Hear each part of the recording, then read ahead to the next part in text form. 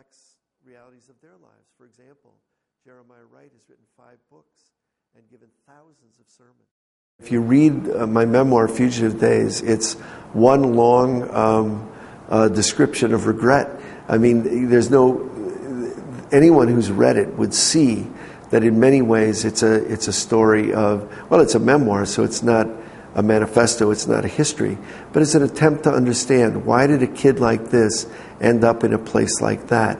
But there's regret after regret. And if I were to name the regrets today, of course, it would start with the death of my girlfriend and 2 very, very dear friends in an accidental explosion in Greenwich Village. The carelessness of that, the stupidity of that would be where I'd begin.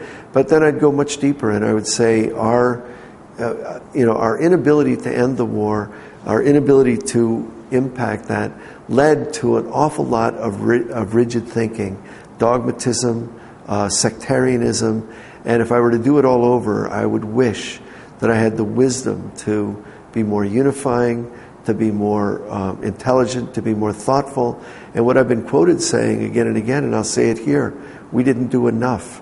And what that means is we weren't effective enough, we weren't smart enough, we weren't unifying enough, we weren't flexible enough to be as effective as we might have been. I have heard this idea that somehow the Weather Underground or Bernardine Dohrn or myself was involved in the killing of a police officer, and there's no truth to it. There's no evidence of it, and it's absolutely and flatly not true. We never considered such a thing. We never participated in such a thing. We never did such a thing. So no, it's a